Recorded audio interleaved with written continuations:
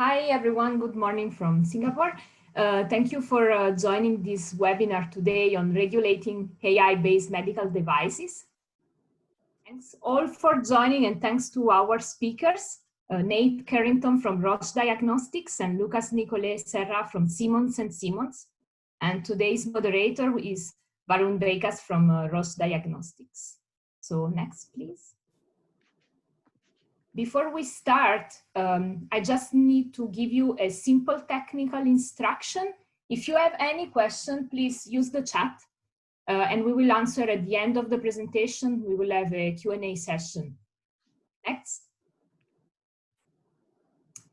So as many of you know, this webinar is part of the work APAC-Med is doing on digital health. So we launched a new committee earlier this year with more than 30 companies, members of APAC-Med that joined this group to create and share knowledge around digital health and to advocate for regional policies that can enable digital health in the APAC region. So currently we are working on several topics, cybersecurity, interoperability, reimbursement, regulatory, and of course, this is part of the regulatory working group. I'll now give the floor to Varun for some quick opening remarks before we start with the session. Thank you. Thank you very much, Roberta. So I'm very excited. My name is Varun Veigas, and a very good morning to all of you here in Singapore and also in the region. So today we are going to be talking about the applications of artificial intelligence and machine learning, particularly in the areas around digital health. And we will also hear from Nathan Carrington from Roche Diagnostics around what the regulations are looking like around the world, and also some examples from our region as well. And also Lucas from Simmons Simmons, a legal firm here in Singapore, will be sharing some insights into what the legal aspects are around the regulations and laws of artificial intelligence and machine learning. We will be also sharing some case studies with you from around the world. And hopefully that will also be very interesting for all of you guys. And I will be taking questions, Q&A, so feel free to drop them on the chat. And I will pick something up towards the end of this session, and we will have an opportunity to ask our questions to the speakers. So with that, I will give it to Nathan Carrington from Roche Diagnostics. Great. Thanks very much, Varun, for that introduction, and for Roberta, and for the invitation to come speak with you all today. As Varun mentioned, my name is Nathan Carrington. I'm a senior regulatory policy advisor with Roche. And so the first part of the discussion today, we'll talk about some of the evolutions in the regulation of artificial intelligence. Next slide, please, Varun. So certainly artificial intelligence is quite a significant buzzword, which I'm sure many of you have heard used quite frequently. And it's, of course, growing in popularity in medical device environments. I think this illustration here from the medical futurist really helps to demonstrate that. This illustration shows that from the time period between 2014 and 2017, there were about 11 products that were approved or cleared by the FDA that involved artificial intelligence-based algorithms. And then from the period of about 2018 through 2019, there were around 25 software products that utilize artificial intelligence-based algorithms. So significant increase. And these products spanned a range of disciplines, from cardiology and radiology being the most popular disciplines, to other areas such as ophthalmology and even oncology. And what this really demonstrates is that the development and commercialization of AI-based algorithms that qualify as medical devices is really accelerating at a rapid rate. Next slide, please, Varun. And it's important, we talk about AI, but there's many different types of AI. And when we talk about artificial intelligence, we generally tend to lump all the different types of AI into one category and treat them all the same. But it's really important that we distinguish the different models and the different types of AI that exist. And so I think this diagram here that was actually published, has been adapted from a publication by the Duke Margolis Center, provides a nice overview of some of the different types of AI. So initially we have two main types of AI. Those are rules-based AI and data-based AI. Rules-based AI is going to use clinically accepted rules to guide decision-making. So this could use some publicly available information, such as clinical guidelines, FDA labels, published literature, etc. We also have data-based AI. So this is software that's going to use data to learn without being explicitly programmed. And often this is referred to as machine learning technologies. It can use a variety of methods with differing levels of complexity, such as deep learning, linear regression, logistical regression, random forest models, neural networks, all fall within this data-based category. And then within data-based AI, we have different types of models. We have locked models and continuous learning models. Locked models are going to be exactly what the name implies. They are functions that are developed with data-based AI, but then once they're developed, they're locked, so the software no longer changes. Versus continuous learning algorithms, which again, very consistent with the name. These types of algorithms will continually adapt with some form of cadence. And so it's important to keep in mind that when we're talking about AI, we really need to consider the different types of AI and the regulatory implications for these different types of AI. Next slide, please, Varun. So when we talk about the regulatory implications for the different types of AI, first, if we consider rules-based, these types of software products are going to be conceptually very straightforward and can be represented by a simple flow diagram. They're generally based on publicly available information, published guidelines, information that's very easily understood. And because of that, they're generally lower risk functions because they have a high degree of transparency and interpretability. Because they're based on published guidelines or publicly available information, it's very easy for a healthcare professional to understand how did the software reach a particular conclusion. Within the data-based realm, we mentioned we have two different types of models. We have locked models, and these are models that are employed most currently in most currently marketed AI-based software as a medical device. For example, on the initial slide, we took a look at several products that have been cleared or approved by the US FDA over the years, and all of those products utilize locked models. Like most medical devices, these products can be updated periodically, but any modifications must go through regulatory review, depending on the significance of the change.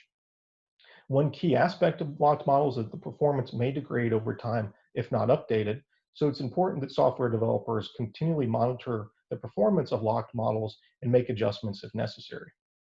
And then finally, we have continuous learning models. Of course, these are those models that will automatically change over time.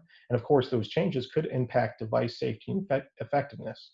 And these pose some very unique regulatory challenges, risks, and benefits as compared to locked models.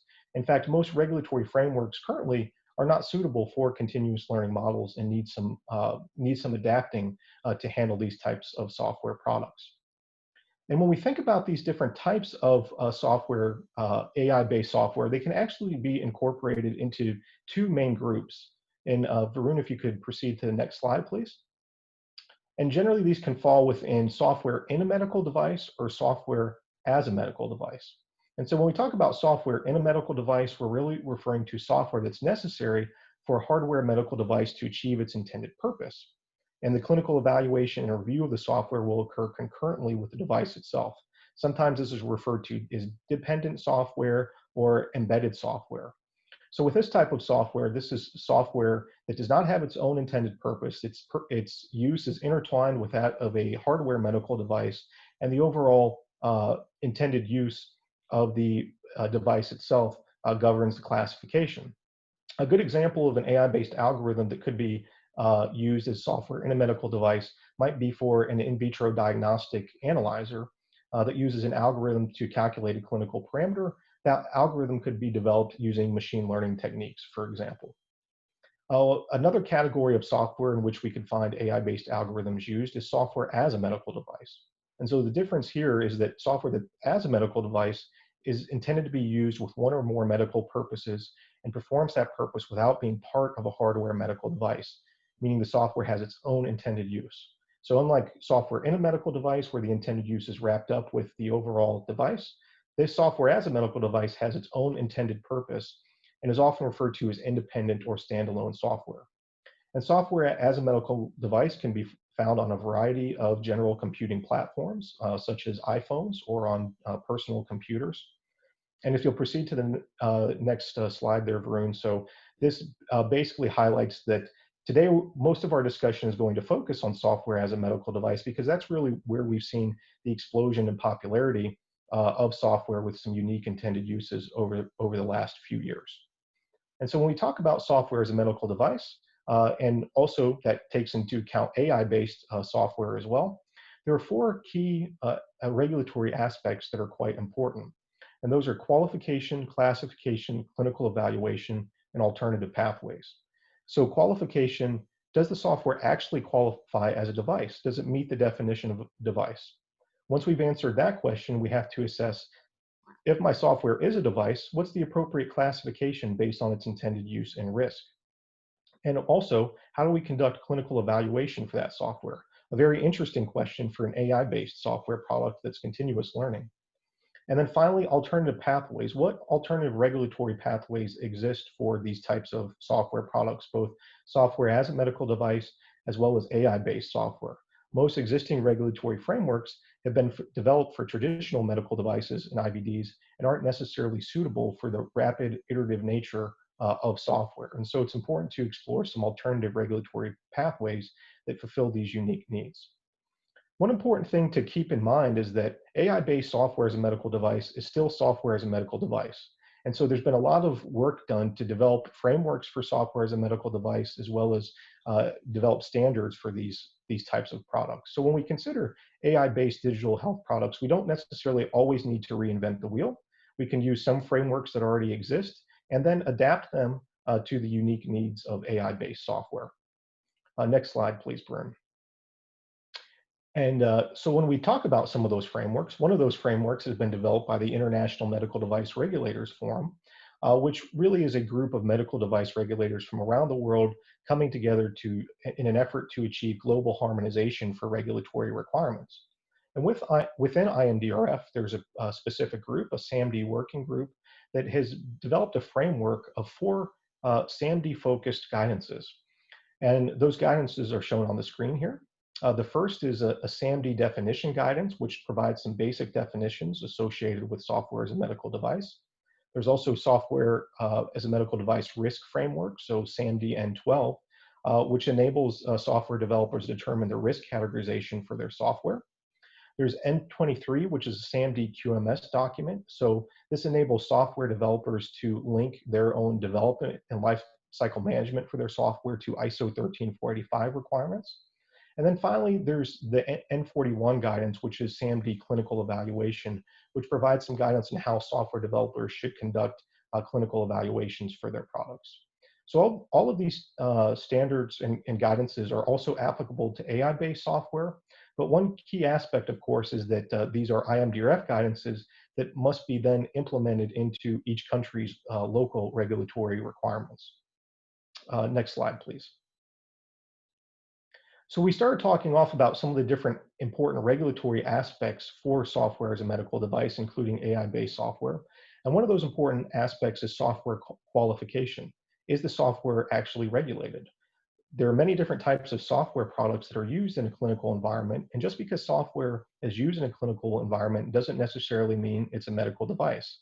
In fact, IMDRF recognizes that only a subset of software used in healthcare meets the definition of a medical device. And as with all software products, in order to understand if software is a device, we have to determine if the software has a medical purpose. And IMDRF defines medical purpose as software that meets the definition of a medical device or IVD. And why this is so important is that appropriate qualification of software really allows regulators to focus their resources on software that presents the highest risk to patients. Software is prevalent throughout the healthcare system in terms of middleware, electronic health records, quite a few different types of software. And so if regulators were attempting to provide oversight to all that software, they would be overwhelmed and would unnecessarily burden industry and not be in the interest of patient health as well. And so this qualification topic is quite an important topic, even in the context of AI-based software, which in some forms is quite simple, as we talked about rules-based AI software. Next slide, please. So once we've determined that a software product is indeed a device, then we have to understand, how do we appropriately classify that device? And IMDRF's N12 guidance provides a risk categorization framework by which we can classify our software, including AI-based software. And so this framework is based on two key factors: the significance of information that's provided by the software to the healthcare decision, and the state of healthcare situation or condition that the software is intended to be used for. And so you can see the significance of information can fall in one of three categories. The software can be used to inform clinical management, it can be used to drive clinical management, or it can be used to treat or diagnose a condition. On the same time, the state of the healthcare situation or condition, it could be a non-serious condition, a serious condition, or a critical condition.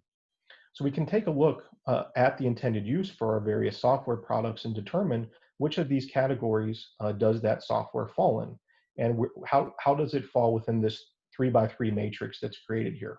Software that's very low risk, for example, software that informs a non-serious condition, would have a risk categorization of 1. Software that's higher risk, such as software that treats or diagnoses a critical condition, would have a risk categorization of 4.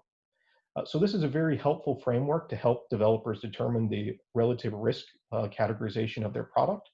Of course, one of the key aspects of this is that this risk categorization framework must then be adapted by each country and their local classification requirements in order really to understand how does this map to local classification rules.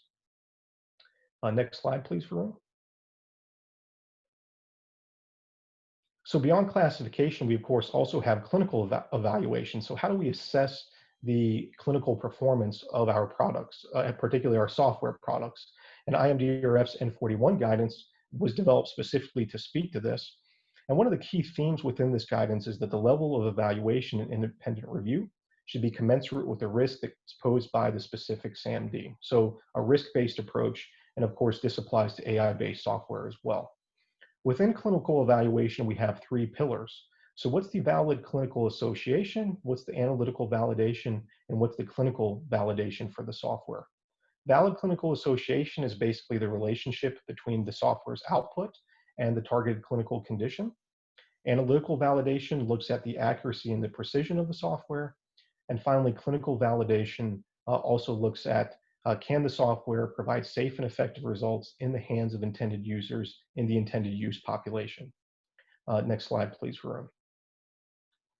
In addition to clinical evaluation, there are some key factors that we have to think through for software, AI-based software as a medical device with respect to development, validation, and lifecycle management. The first one of those is the quality of the data inputs.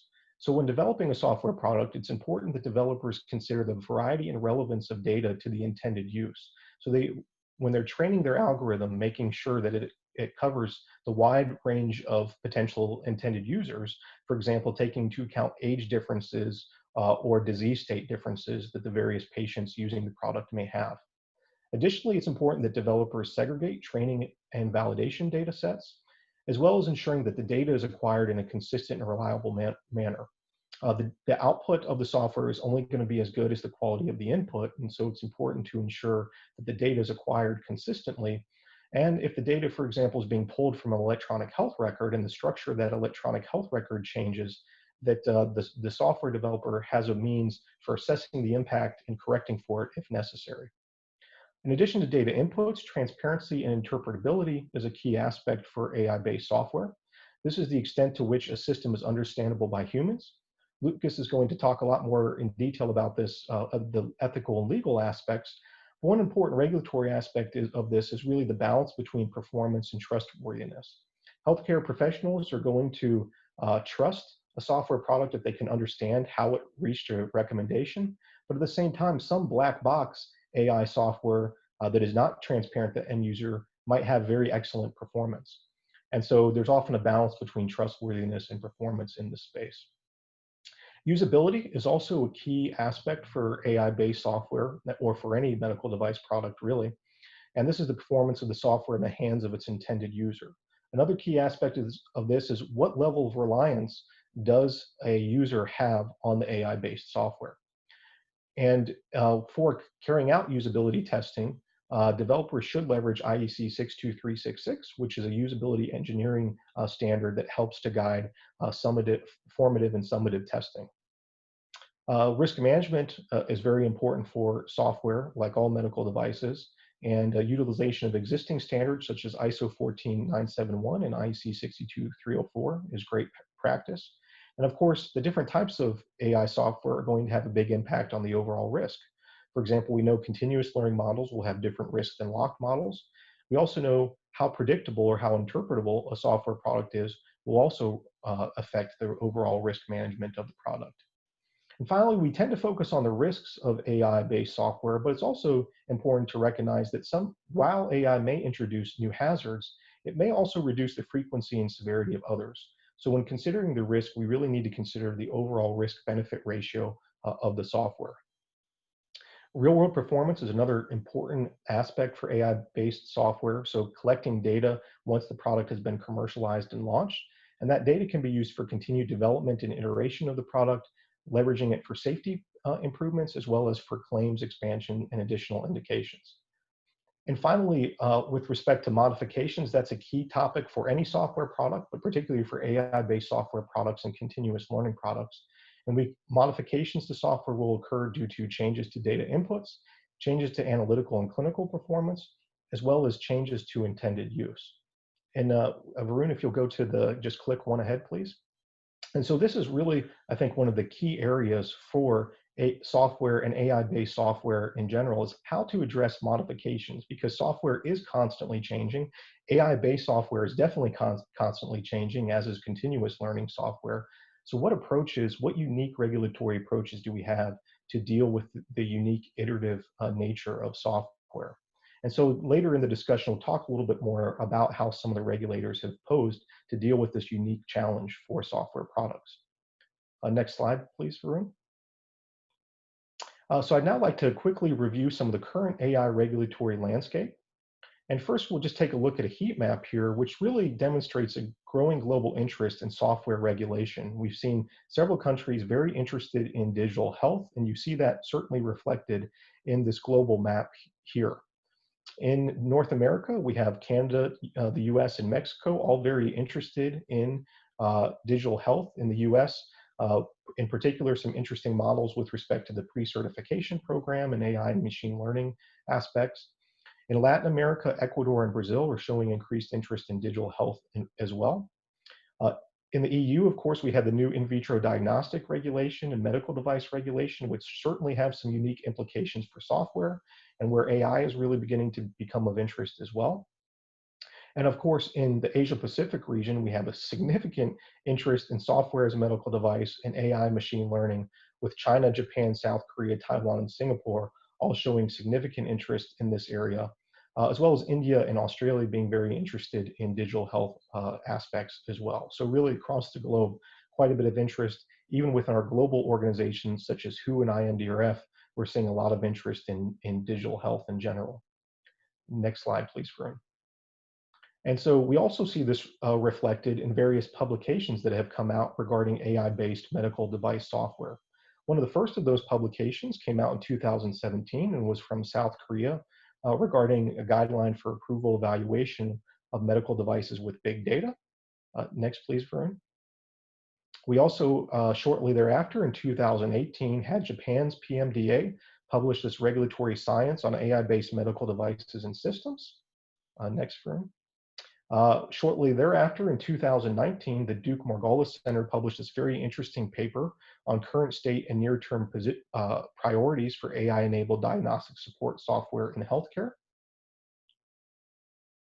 BSI, MHRA, and AMI also in 2019 published a position paper regarding the emergence of artificial intelligence and machine learning algorithms in healthcare.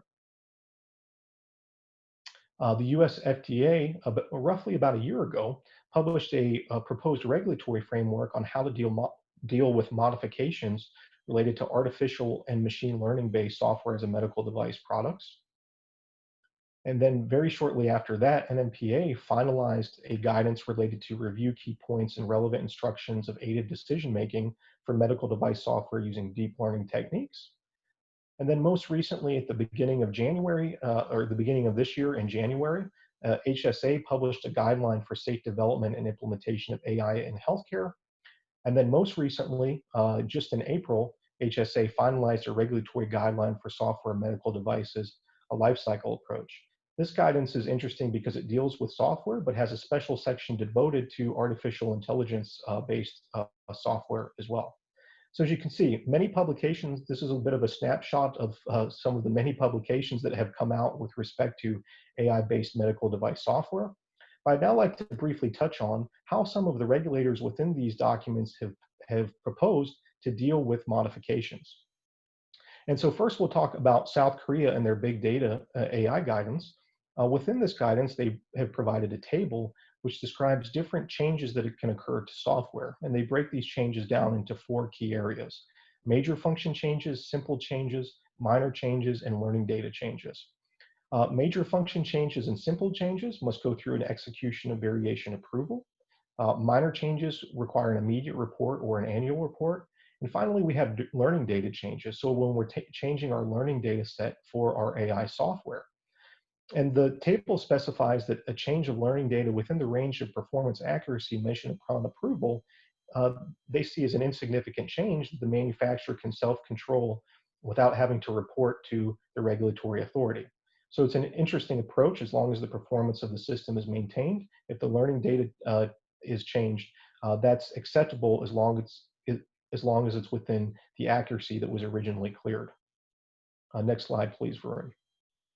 NMPA in their review key points guidance also describes the approach for dealing with software updates. And they basically have 2 types of software updates.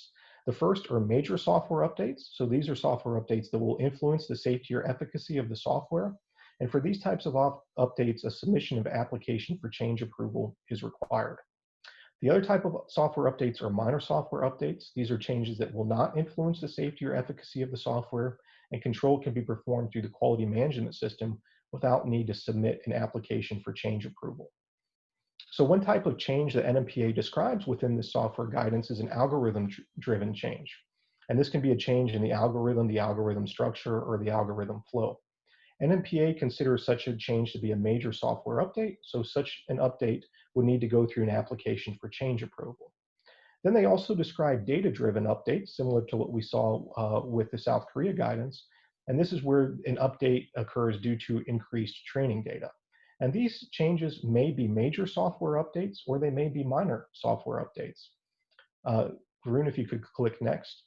The change is considered a major software update if the data-driven change leads to a statistically significant change in algorithm performance. So when that occurs, then the data-driven update would require submission of application for change approval.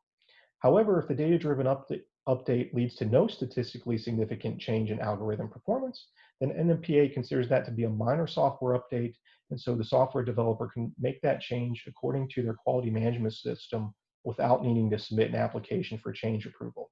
So you can see the NMPA approach is very similar to the South Korea approach.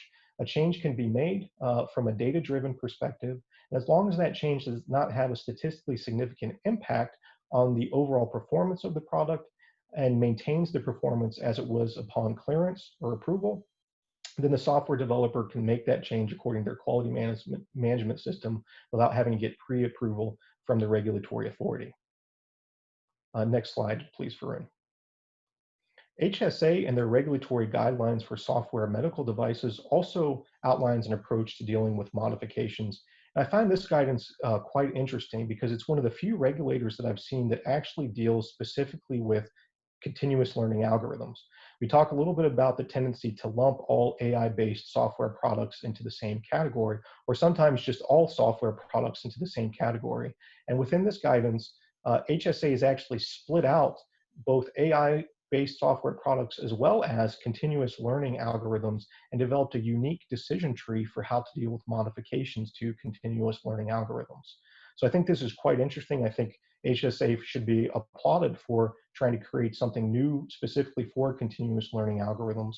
And within this decision tree, they've noted the ways in which modifications should be dealt with and what type of classifications different modifications are when they are implemented for continuous learning algorithms. Next slide, please, Varun. One last approach I'd like to talk about for AI-based software medical device was an approach that was described within the US FDA's AI machine learning SAMD discussion paper that came out a little over a year ago.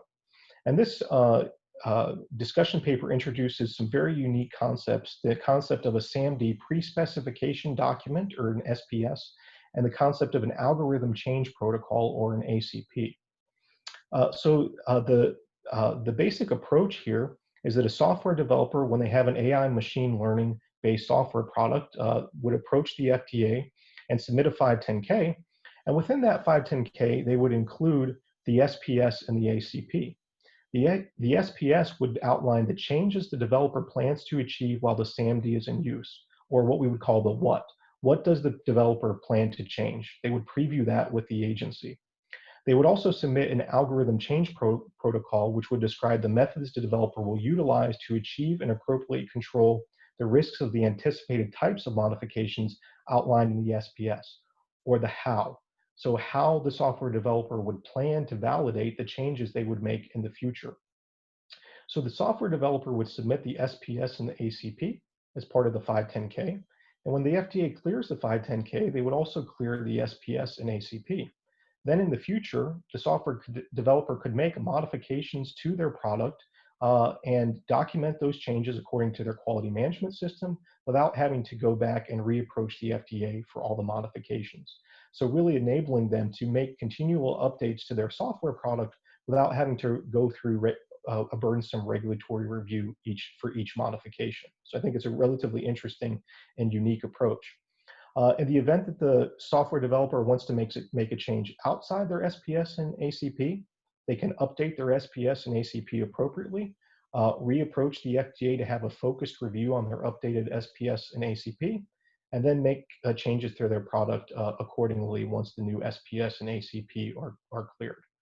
So again, I think this is a relatively innovative approach. It really is tailored to the innovative and unique aspects of AI-based software, and particularly continuous learning software, and enables continual changes to be rolled out. Next slide, please, Varun. So just briefly to recap on some of the key takeaways from the discussion here. First, I think there are different types of AI-based software as a medical device, each posing its own unique risk profile and regulatory challenges. Sometimes we tend to lump all AI-based software into one category, but I think as we've seen today, there's different considerations for locked models versus continuous learning models, for rules-based AI versus data-based AI. And so we really need to look at these products individually based on their own intended risk and regulate them based on their risk and functionality. Another key aspect is that existing software frameworks, such as those developed by IMDRF, and existing standards such as ISO 14971 and IEC 62304 should be leveraged and adapted for the regulation of AI-based software products. Sometimes we tend to run out and want to create all kinds of new things because we hear the word AI and machine learning and we're very excited about it. But we do have some very good frameworks in place that we should leverage and then adapt as necessary for AI-based software products. And then finally, it's important that we encourage regulators to explore some alternative pathways to software regulation, including AI-based software as a medical device regulation, particularly for continuous learning algorithms. Most existing regulatory frameworks were developed for traditional medical devices and IVDs and aren't necessarily suitable to the unique, innovative, and iterative aspects of software. And so we should really encourage regulators to consider novel and innovative approaches to regulatory pathways for these products that have that maintain their device safety and effectiveness while also really enabling their innovative and iterative aspects. So with that, I'd like to thank you all very much for listening to this portion of the presentation. And I'd now like to transition over to Lucas to give us a little bit of an overview of the legal and ethical aspects of AI. Thank you, Nate. Hi, everyone. I'm Lucas, and as Varun said, I'm a lawyer at Simmons Simmons here in Singapore. And I will speak today about AI and its legal and ethical implications in the medical device space. So first thing first, what is AI? So before discussing the ethical and legal risks associated with AI, it's necessary to consider two types of things. What type of technology are we talking about? And Nate discussed it extensively for the medical device, but if we take a broader view, you have 4 main categories. You have robotics, machine learning, natural language processing that we call NLP, and vision. So we need to tackle that because any future efforts to regulate AI will need to be able to distinguish between those different types of AI and the particular risks that are attached to each of the AI. So as you can see, the regulators around the world have tried to provide definitions of AI. So you have here 3 of them, the PDPC, the European Commission, the UK Government Office. The objective in order to be able to govern and regulate AI, it's essential that we have a specific and understandable definition of AI so that the regulation can properly tackle this the AI and guide the development of AI. So as I said, AI technologies can vary from robotics to NLP, and it really depends on what we are talking. But we try to have, even if it's very difficult to have a real definition of AI, we try to put key things in place to have a broad definition, and that's what the regulators did.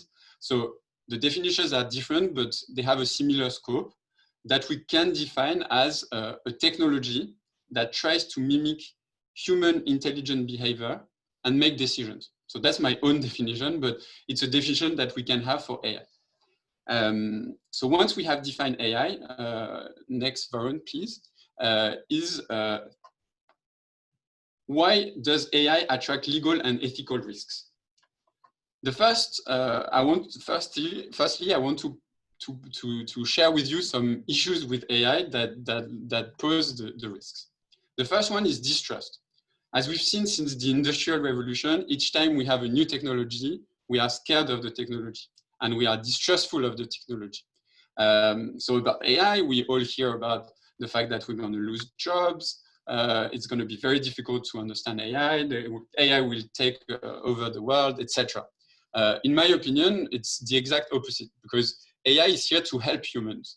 It's here to enhance human jobs, enhance human capability to diagnose a new kind of disease or current diseases. So societies might have difficulties to adapt, laws and regulators even more, because we know that laws, especially when it comes to technology, have difficulties to keep pace with the technology itself. So we see that AI is transforming the world, and as Nate underlined earlier in his presentation, every year you have a new set of guidelines, and we try to keep up with the pace of the technology.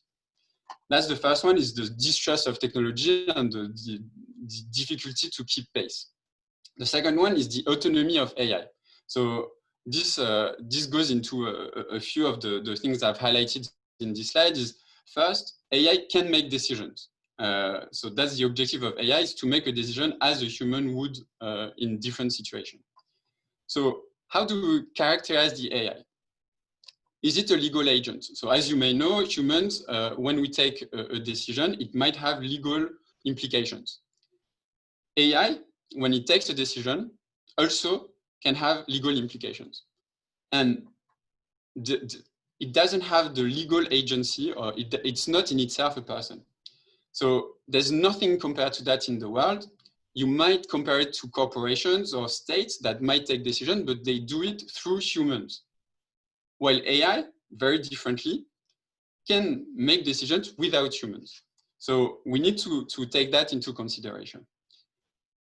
AI can make moral choices. So most of you, are probably aware of the example of the self-driving car that can detect a child in its path and needs to go off the road and kill the driver instead of the child. So you have a really cool website where you can actually see and train yourself to see if you would have the same reaction as the AI.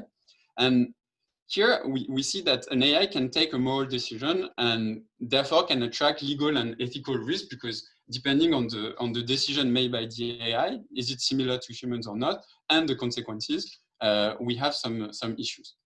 So that's the second one. And the third one is AI can develop independently, which means that maybe some of you have heard about DeepMind's AlphaGo AI system developed by Google. That is an AI that plays Go, which is a game in Korea. And they played against the best players in the world and against the best player in the world. And the first one was won by the player, and the second one was won by DeepMind, sorry. And DeepMind used innovative strategies that no humans used before. So it means that AI can develop independently of all the human behavior we've seen before. Meaning that we need to understand how it did that, even though a human would not have done so. So once we've said that, we need to move to how to regulate those distinctive characteristics. Next slide, Varun, please.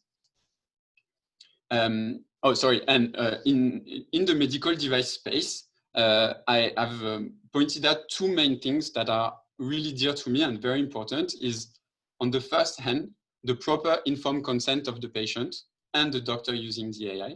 So to me, it's extremely important to understand, and you'll see why it's extremely important to understand the AI. And the second one is the physician-patient relationship. And again, it relates to what we're going to see now. But the physician-patient relationship, to me, is key in the medical sector. And that's something that we need to take into consideration when we speak about medical device and AI. Next slide, please. So regulation of AI, it's twofold. It's on the one hand, the regulation of ethics in AI. And the second one we'll see in the next slide is the legal aspect of AI. I've taken the PDPC example, sorry, the slide before. So I've taken the PDPC example because they released a model AI governance framework late last year in 2019, where they set two guiding principles. Those two guiding principles are seen worldwide. So it's not specific to Singapore, but I wanted to highlight that in Singapore, they provided those two principles, but it's applicable worldwide. The first one is explainability, transparency, and fairness. And the second one is human centricity. The next slide, please, Varun. The next question is about the legal aspect of AI. So today we have no dedicated legislation or very few dedicated legislation. So we need to work with current legislation and try to adapt them to AI. So I'll explore a bit that in my second part of my presentation. For the first part, so the first principle, next slide, please, Varun, is explainability, transparency, and fairness. So I will take each of them at a time. The first one is explainability. It means that according to the PDPC in Singapore, but again, it's applicable in any case, the explainability can be defined as the purpose of being able to explain predictions made by AI to build understanding and trust. So the main question here is to develop understanding and trust so that we all use AI knowing what's going to happen. So when you develop an AI product, and Nate touched upon that during his presentation, you need to be able to explain what the AI is doing. And the Singapore PDPC suggests three approaches for that. The first one is to document how the model was trained and how you selected the data to train your model. That's the first part. The second part is to incorporate the descriptions of the solutions design and expected behavior of the AI into the product so that regulators or individuals can understand how the AI works. And finally, you can use any kind of explanation tool to explain your AI models, especially some models that are less interpretable, which is a key problem with AI called a black box problem. Explainability is really important here because when we talk about black box problem, it means that sometimes an AI will make decisions and we don't know how it achieved this decision. So that's exactly what Nate was telling us about performance before, is sometimes a medical device will be extremely performant because it can lead to a decision that is extremely performing, or you find a diagnostic that is extremely well rated. However, we don't understand how we made that decision or how the AI made that decision. So it's extremely important here because we need to understand, again, to build trust in the AI, we need to understand how it went there. So key legal questions are based on that, which relates to the second principle within this principle is transparency. So here, when you have an AI model in your medical device, you need to trace the data that was used in the device. You need to trace all the decisions made by the AI and all the processes. So here, the Singapore PDPC provides us with, again, a roadmap and says that we need to build an audit trail to document the model training and the AI augmented decisions. We also need to implement a black box recorder so that we can understand all the data streams and try to understand maybe afterwards, after the decision was made, why this decision was made.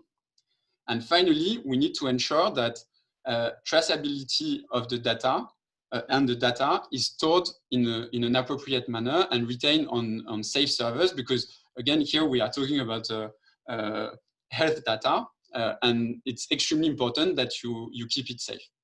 So the main question here will be the accumulation of data, and we will have a lot of data.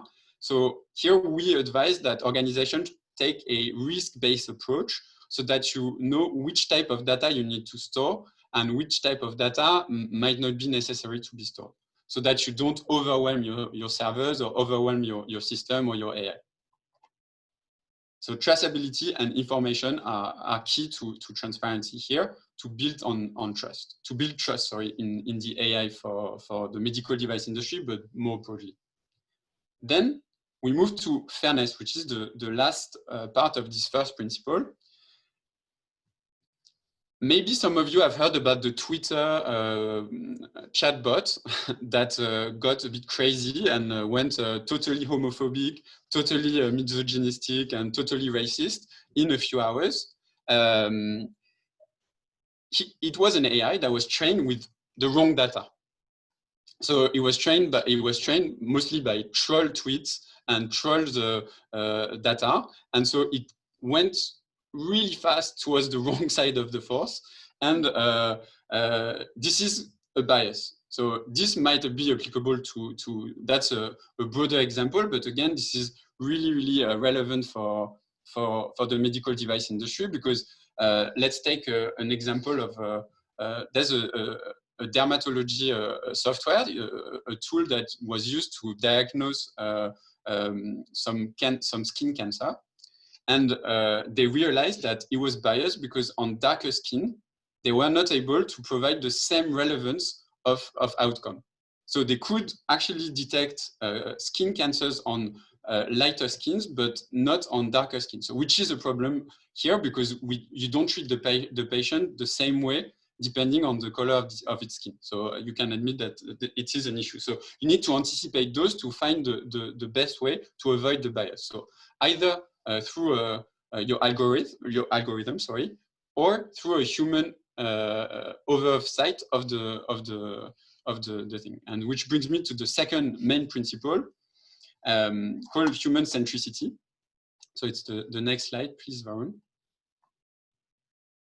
And so human centricity, again, was placed at the heart of the AI framework in Singapore. But again, this is something that the European Commission or in the US is also extremely important. What is important is the well-being and the safety of the human beings. So the main objective of AI is not to take your jobs or anything like that, but to provide a better solution to current problems. And to us, it's extremely relevant because, again, the patient-physician relationship is key. So this is why today we have a lot of diagnostic tools that are AI-based, but the ultimate decision will be taken by physician. There's several reasons to that, but the main reason is that we need an oversight of the AI by the physician, because that way, first, you keep the bond between the physician and the patient, plus you can actually make a judgment call that is based on human. And this is extremely important when we come to the medical space, because sometimes the machine, as we said with the kid and the self-driving car, might take not the decision we would make us as human. So the human centricity part is extremely important for us. Now we can move to the second part of the questions, and what are the type of legal issues that we can encounter today when we talk about AI and medical device. The first one is just consumer law. I just wanted to highlight that because we're all consumers, so it's not related specifically to the medical device industry, but we need to be aware of how the AI work, us as consumers. And so when you train your AI, you need to know that ultimately it will face consumers and you will abide by consumer protection laws, because you as professionals, so usually when you train the AI, you can be considered as a professional. So you will need to abide by consumer protection laws. The next legal point that I want to really highlight here is contract law. Here I want to highlight two main points. So as some of you may know, across the globe, most of the places have what we call freedom of contract. So you can put whatever you want in the contract between the parties. Here, when you develop an AI, you might have the AI software engineer. You might have the AI trainer. You might have the physician that helped create the AI. You might have the physician that uses the AI, and you might have the medical software company that is ordering the AI. So you have multiple actors that are in place, and you need to know who owns the right of the AI. So I just wanted to highlight here, one of the main risks when you develop an AI is who owns the intellectual property rights. So if you come across an AI development, you need to be really aware when you write the contract to allocate all the liabilities of everyone in the contract, who owns the right of the AI. And it's pretty much a work in progress. So we are currently drafting a lot of agreement because there's more and more AI, but you need to know who will own what in the AI. So that's the first point. Craft the clauses, be very specific about what works is owned by whom. And it's extremely interesting from a lawyer perspective because we are developing it right now.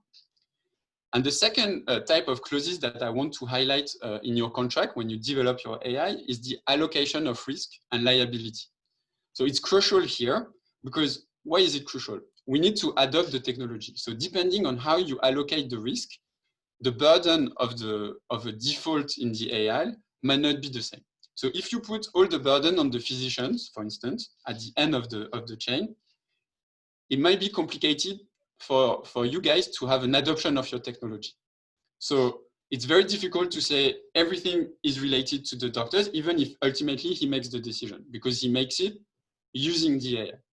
On the other side of the scope, it's very difficult to say to all AI software engineers or AI manufacturers or AI creators that all the burden is on them, because then there's an issue to develop the technology itself, because then you are impaired of wanting to develop the technology. So you need to find the right shift in liabilities. So depending on how the model was trained, you need to understand. And again, it's really like you need to craft it and tailor-made it depending on your situation and depending on the AI. And especially in the medical space, when the physician usually makes the ultimate decision, but I know a lot of AI diagnostic tool companies that wants that. They want to put everything on them. But then maybe you can put some guarantees from them, or you can try to understand how it will work. And that leads to the last, not the last, but the last before last question that I wanted to highlight is tort law. Tort law today is a massive question because as some of you may know, for instance, the European Commission appointed experts on a group dedicated to AI and liability. So they filed a report in November 2019 on this subject, and today there's no consensus. So AI, as I said, is a particular beast, and so we don't have dedicated rules yet, but we are thinking about several models. So when it comes to the medical device industry, we can think about negligence, for instance. So medical malpractice based on the negligence by the physician. But that, again, might not be the right answer, because if you put all the burden in terms of tort on the physician, then you might have an issue regarding the adoption of the technology. On the other hand, you might have product liability, which means that if there's a defect in your product that leads to, for instance, an invasive procedure on a patient that was not supposed to happen, maybe the owner or the person who put the product on the market could be responsible. And finally, the last type, broadly again, the last type of liability that can be applicable is called vicarious liability. And that's what we can find for autonomous system. And we can say that the person exploiting the system will be liable if there's any issue. So it's a really strict liability that put the burden on the user of the AI. So again, today is pretty much a work in progress, but again, super interesting. And in Singapore, in Asia, and in Europe or in the US, we are still figuring out how we need to treat that.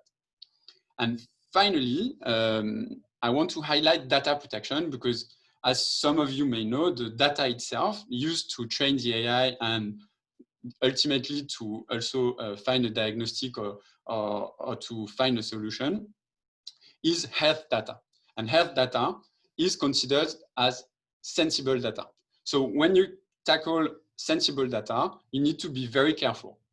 So that's the first part in data protection law that I wanted to highlight. It's sensible. So you don't treat it as you would any kind of data.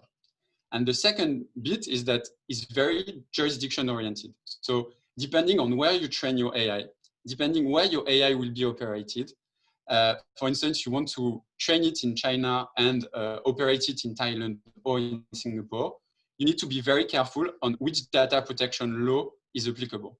Because for instance, China, you need to localize your data in China. And it's very difficult to use the data from China outside of China. So you need to be very careful on what you want to achieve and where you want to train the model. And why? Because this is sensible data. Thank you so much for listening to me and my legal implications. And I hand over back to Varun now. Thank you very much, Lucas. That was so insightful. And even Nate, you know, this was really good background around the regulatory and legal aspects of what we are looking at in terms of application of artificial intelligence in the digital health world, and how, you know, we need to sort of apply these concepts while we develop products. So with that, I would like to transition our webinar today in some of the case studies. So after this wonderful background from Nate and Lucas, we have the speakers have boiled down some examples for us, which are real case examples from the US FDA, as well as MFDS Korea. And we will also hear about some of the legal sort of implications of how these regulatory case studies came about. So with that, Nate, would you like to take over and walk us through these case studies? Yeah, absolutely. Thanks very much, Varun. And as Varun mentioned, we just thought it might be helpful to talk through some actual products that have been commercialized and gone through regulatory approvals, to talk through some of the regulatory and legal aspects that Lucas and I have been highlighting during the discussion today. So that first product we'd like to start with is actually a product that was cleared by the US FDA. This was cleared in 2019. It was a de novo submission that was submitted in 2018 by Imminent Technologies, and the name of the product is the Osteo-Detect. And this is a machine learning based software as a medical device product. And it's very interesting because this software is used to analyze wrist radiographs to identify and highlight distal radial fractures of adult wrists. And so you can see here on the radiograph exactly how the software works. Basically, it will identify if a fracture has occurred within an adult wrist, and then it will also identify where the fracture actually has occurred within the wrist. So relatively straightforward, but a very interesting software tool developed using machine learning techniques. If we take a look at the intended use summary, one of the key aspects in the second paragraph, it stated that clinicians should review Osteo-Detect annotated images concurrently with original images before making a final determination on a case. Osteo-Detect is an adjunct tool and does not replace the role of the clinician. So like all good regulatory professionals, intended use is always very key for any device, including software products. And so it's very important that we keep this intended use statement in mind as we think through the regulatory aspects of the product, as well as the product features and functions, as well as claims. So let's move to the next slide, Varun. So we think a little bit about this product in the context of some of the discussion that we've had today. When we were talking about some of the regulatory considerations and development considerations around AI-based software as a medical device products, we highlighted the importance of the data inputs, right?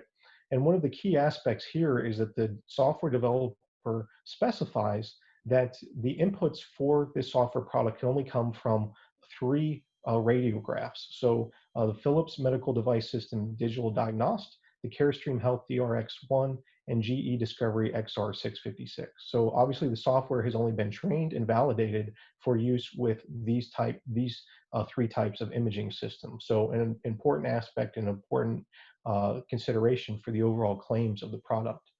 Additionally, today we talked about transparency and interpretability.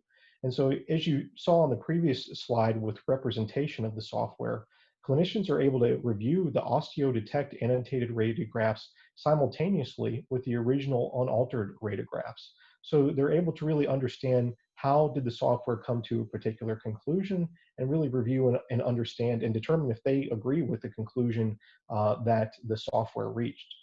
And that also goes into the product risk aspect, because risks related to false positives, false negatives, device misuse, and device failure are going to be slightly mitigated by the fact that the software is to be used as an adjunctive tool. If we think back to the intended use statement, clearly developers are saying the software should not replace a physician's judgment, but rather should be used to supplement the physician's judgment. And I think that's a key aspect that also, of course, is taken into account in the risk management part, but also, of course, has some legal and ethical considerations as well. So Lucas, I'd like to open it up to you now to say a few comments on that. Thank you, Nate. As you rightfully said, it's an adjunctive tool. So it means that, as I mentioned during my presentation, most of the diagnostic tools today try to help the physician to make its decision, but will not make the decision itself. So we know that in this case, the physician will try to know if there's a fracture or not using the tool. So the tool will use a lot of data and will say, okay, here, there's probably some sort of fracture, and you need to take this type of procedure. But ultimately, this is the doctor who will make the decision. It's an ethical question, because here we can use the product to actually spend less time on the imagery and spend more time with the patient, for instance. So we know that time is of the essence sometimes, and time is also critical when you come to hospitals, etc. So if you manage to reduce the time spent on the imagery, you might be able to increase the time with the patient, which is, I think, a good way to use AI. The second thing, and it's also related to the product risk, is the legal issue. So as I said before, the allocation of liability is extremely important, because here, OsteoDetect can help clinicians to provide the diagnostic, and based on this diagnostic, they will make maybe a surgery on the patient. So let's say the OsteoDetect will give you a very complicated fracture and tell you that this is a fracture of the radius. I'm not a doctor, but it's a fracture of some sort of the radius, so you need to take this invasive procedure. And the doctor follows the advice. Again, ultimately, he is in charge of the procedure, and he makes the call. But at the same time, you might want the AI to be reliable. So when you contract with the AI manufacturer, you want to be able to have some guarantees on, if there's a mistake, what shall I do? So again, it comes down to, how do I allocate my risk in the contract when I'm a physician or a hospital or an insurer or whoever you are that will push towards using that. So false positive, etc., are really important, because they need to be taken into consideration while we do the clinical evaluation. And I hand back to Nate on that. Yeah, thanks, Lucas. Great points there. And when we think about clinical evaluation, so if you recall a little bit when we were talking about the IMDRF N41 guidance with respect to clinical evaluation kind of broke down into 3 different tiers, right? Scientific validity, analytical validation, and clinical validation. And here we see that the Osteotech developers have actually conducted 2 studies. Study 1 is actually demonstrating the analytical validity of the product, and study 2 is demonstrating the clinical validity of the product. So in study 1, it's a retrospective study in which they had the software assess 1,000 images from the 3 device types that we described previously as the data inputs. And they compared the performance of the device versus the decisions of 3 US board certified orthopedic hand surgeons. So comparing the performance of the software versus trained medical doctors. And really the purpose of this was to assess the accuracy of the precision of the product as well as the generalizability. So how accurate was the software when used with various age groups or males and females, or with individuals who might have a cast on their arm.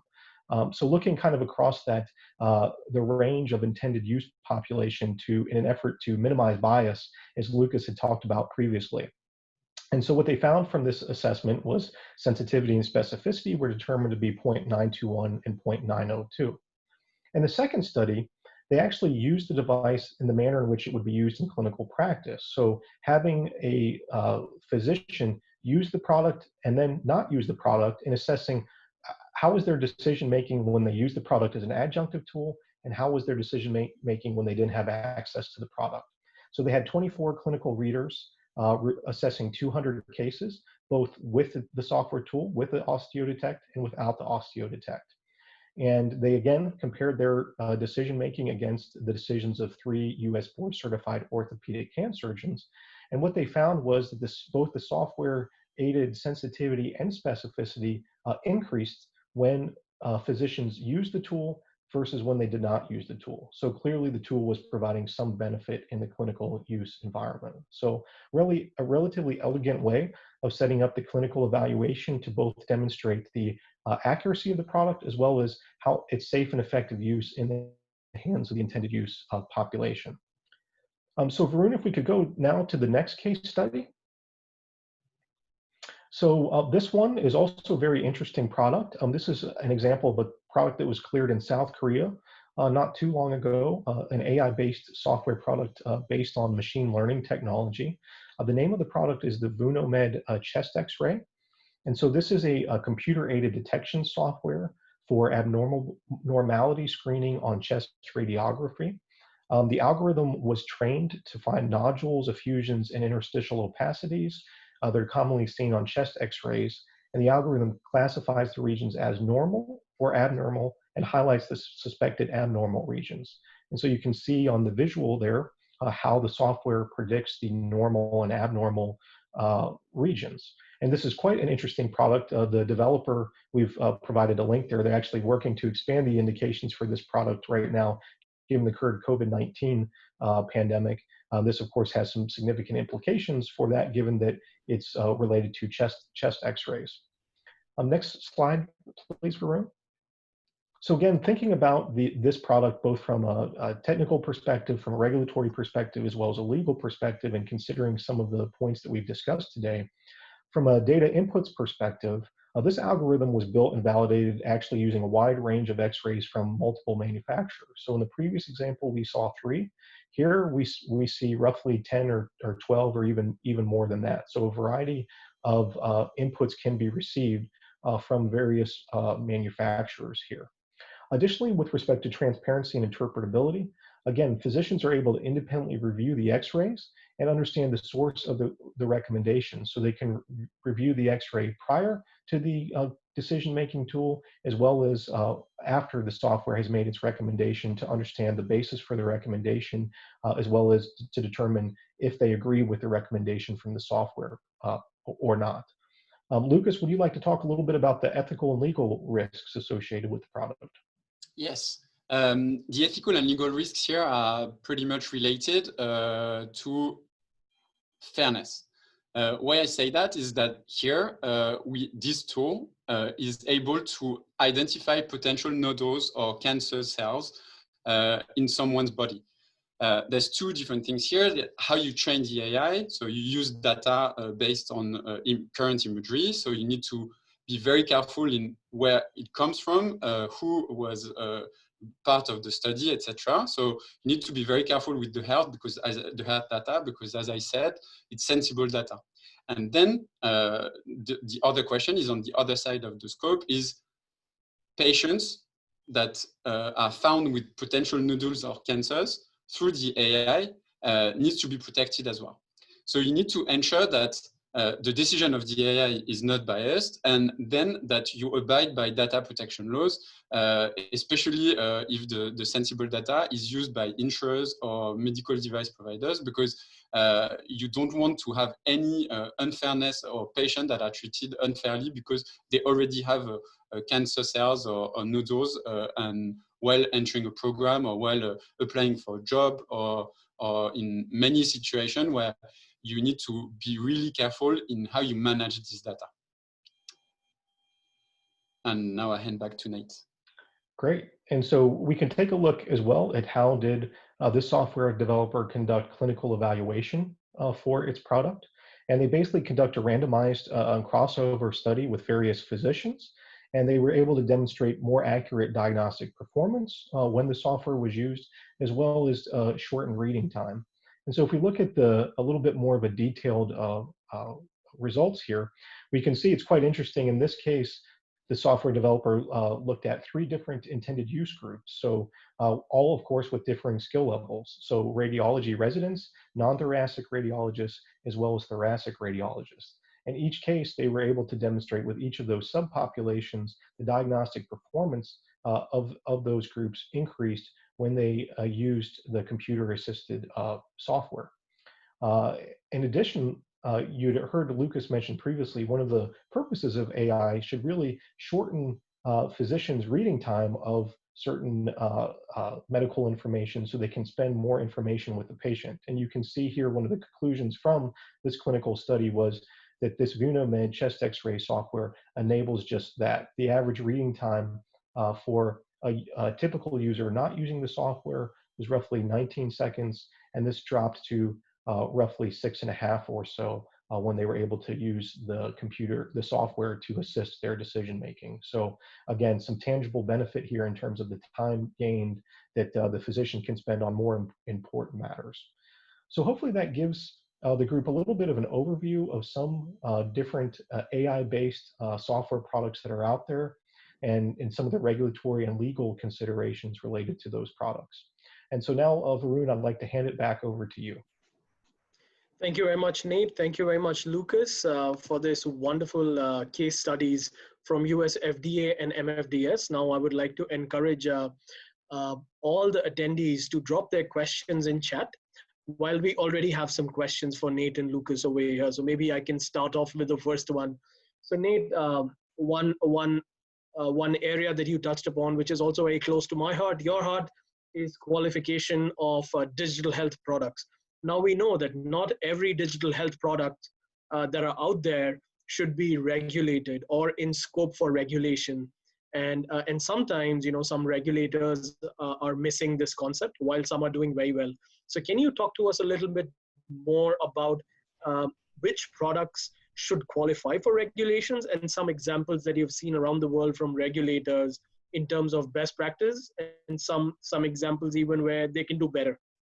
Yeah, thanks, Varun. It's a great question. It's a great point, because sometimes we get so excited talking about software, and we talk about a software as a medical device, but we don't pause to think, well, should the software even be regulated in the first place? Does the software meet the definition of a medical device? And so software qualification is critically important, and really the first question that we have to ask ourselves.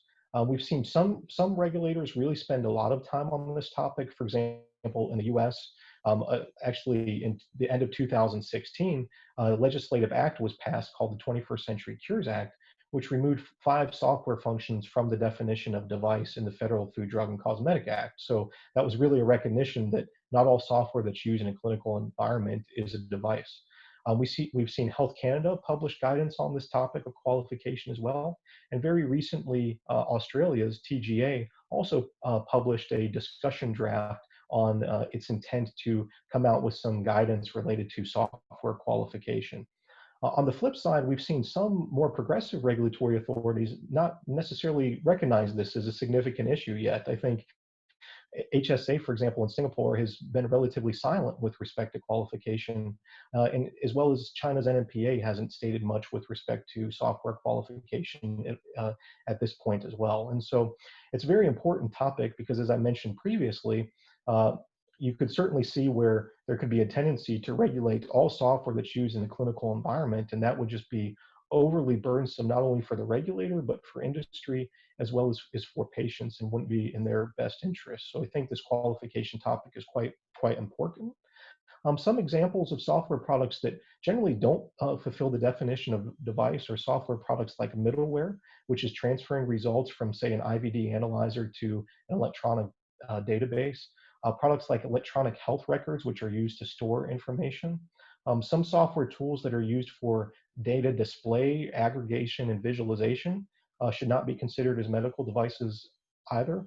And some countries also consider low-risk clinical decision support software that meets certain criteria and provides very transparent solutions, also not to be considered medical devices. So there's quite a bit, some countries are really focused on this, and there's quite a bit of discussion. And I think it is definitely one area that could require further focus, as well as benefits from some global harmonization as well.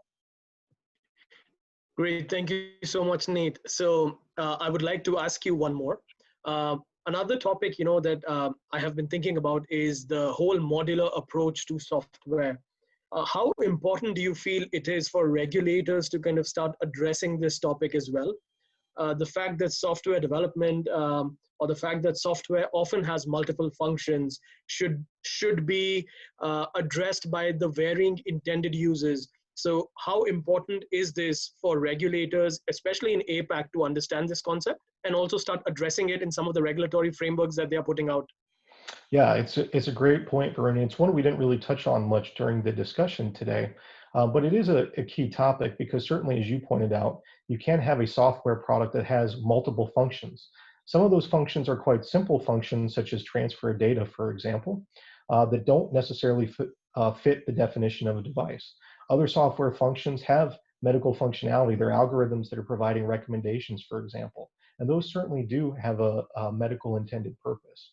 And so really, there's two key aspects to this. One, I think when software developers are developing their product, they should develop it in such a manner that they architect the software to clearly segregate the medical device functionality from the non-medical device functionality, and really take that modular approach to software development.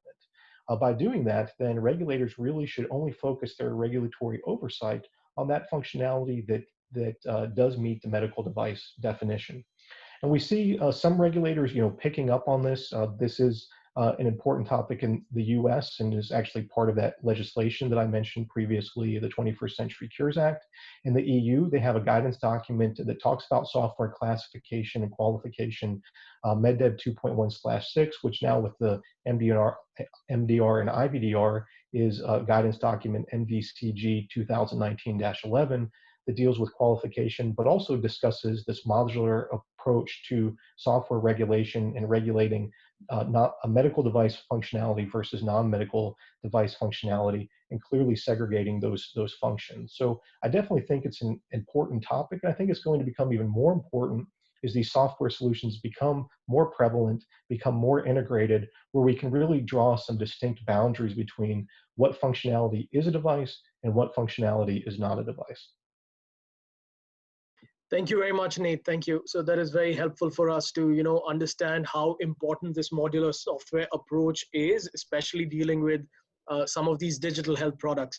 So Lucas, maybe I can ask you a question that we have on chat from one of our attendees. How does human factor, HFE, human factor engineering regulations interact with AI software regulations?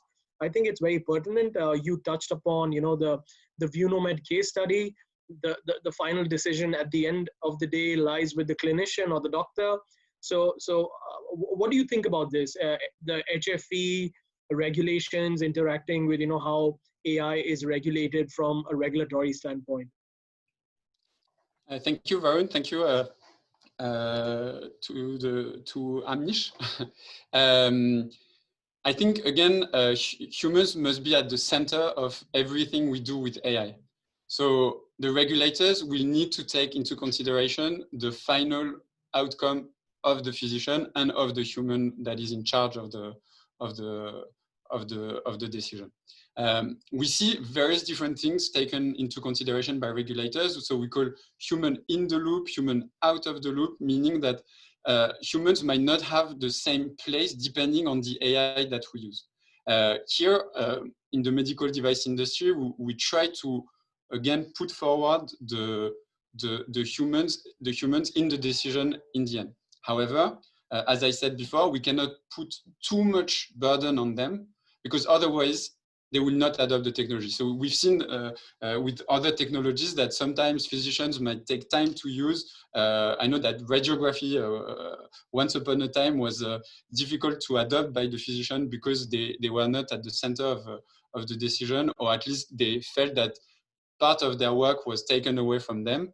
And I think we need to reassure them by putting them in the center, but not to put too much burden on them.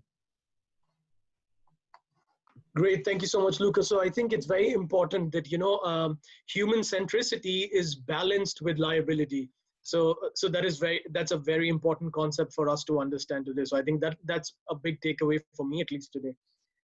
Another question for you, Lucas, would be, you know, a couple of the contemporary issues that we are seeing with AI from a legal perspective is around the interpretability of the AI as well as some of the biases, right?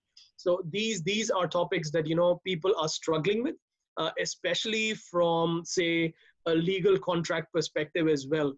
So if you were, say, speaking to me, right, I'm not a lawyer, how do you boil it down in very layman terms, right? How do we start tackling some of these issues like interpretability and bias in algorithm, and how do we make sure that every party that is involved, their interests are protected? So let's take a small example. For instance, let's take a medical device that is used to detect breast cancer using mammography data and suggest an erroneous diagnosis. So the diagnosis is wrong, and it tells us that there is a cancer while there is not, which leads to an invasive surgery on a patient. So chemo or any sort of surgery that is made on the patient. Here, if you're the physician, you might not be happy with the medical device engineer. So what we trying to anticipate that sort of things, we would put in the contract. So maybe we could say that the physician will be responsible, but you will have some sort of guarantee in the agreement. However, in a lot of jurisdictions, physical harm might not be guaranteed. So it's very complicated today without a dedicated body of law to respond to your question. Unfortunately, we can try to anticipate, but because it might lead to a physical harm, it might be difficult to exclude the liability of the physician. So we need to, again, try to find the best way to explain the AI, find the best way how the AI is working, so that we anticipate those problems and we don't put on the market medical devices that are not in line with the regulations. Thank you, Lucas. It's clearly very complicated, but thankfully we have Simmons Simmons and we have Lucas to help us out in case we find ourselves looking at these issues in the future. Good. So I would like to pick up another question from the chat. Nate, this one is for you. Are there any regulations or standards for AI medical devices? And are all these guidelines draft, or are some of these final and effective already? Yeah, so I think that probably refers to a lot of the regulation or the guidance documents that I had described previously. The IMDRF guidelines are all finalized. They deal generally with software as a medical device, don't go into much detail on AI. The kind of large group that I shared about midway through my presentation for the various countries, that's kind of a mix. Some of those are finalized. So for example, the NMPA review key points guidance is finalized. The the HSA software guidelines is finalized. The HSA AI guideline is actually a draft. The FDA AI machine learning document is just simply a discussion paper for further elaboration and discussion. So those publications I shared previously are a little bit of a mix of both draft and finalized documents. In terms of actual hard standards that exist for AI-based software as a medical device, there are not currently many standards. There are some general AI standards that exist, but nothing that's very specific for medical devices. Thank you very much, Nate. There's another question. I believe this one is also for you, or Lucas. So the case studies describe the AI that helped to describe or annotate the patient's health condition or state. Do you guys have any examples where you have seen that there is a predictive model which is providing assessment of different clinical outcomes in a patient journey setting? Yes, I have. I know one startup called Kinaps. They are in the neurological space, and they try to predict if you're going to have Alzheimer or not. So they're not FDA approved yet on this software, on another software yet. But I know that they are trying to do prognosis and try to find the best treatment, because, for instance, for this one, we know that for Alzheimer, and maybe there's some specialists of Alzheimer's here, but what they say is that depending on the type of Alzheimer you have, you might not evolve in the same way. So it might be quite steady in the way it evolves, or you might have like a sharp drop in your capacities, and they try to anticipate that. So to give you the best treatment early on.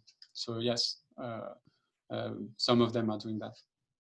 Thank you. And I've seen some similar things, Lucas, as well. Yeah, that some software products that attempt to kind of diagnose the degradation of a person's state as, for example, something like sepsis or some other type of disease begins to progress. I can't think of any specific products off the top of my head. However, certainly from a US perspective, FDA has a de novo decision database as well as a 510K decision database that is very easily to search.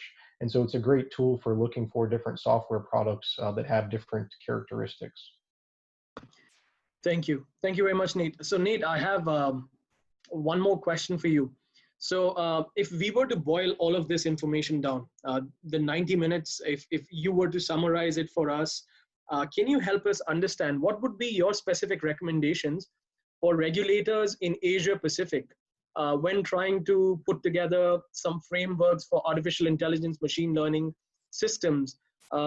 What can they do? What are the best practices that they can adopt from, say, US FDA, Health Canada, IMDRF, or even HSA now? So HSA is a thought process leader in the region for us.